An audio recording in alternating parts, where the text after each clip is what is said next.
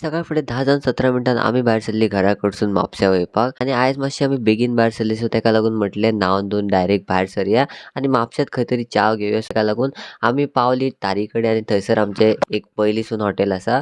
थंयसर आमी मस्त पैकी घेतली मशरूम भाजी, एक प्लेट बन्स आनी एक प्लेट पाव बी खाल्ले आनी मागीर डायरेक्ट आमी पावलीं म्हापसा मार्केटान.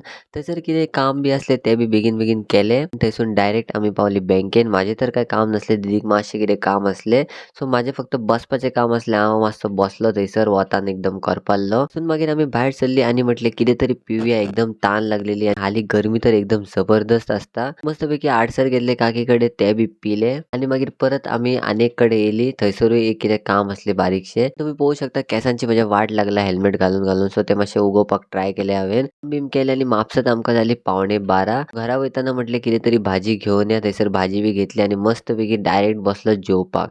एकदम सिंपल जेवण आसलें, कांयच चड नासलें आमगेर आनी जेवता जेवता एज ऑलवेज पयलें तारक मेहता हें पळयना जाल्यार जेवण पोटान वचना. हें बी पयलें आनी हांगासून हांव तुमकां म्हणटा बाय. हांव मातसो जेवता आनी तुमकां नॅक्स्ट व्लॉगान मेळटा. चला.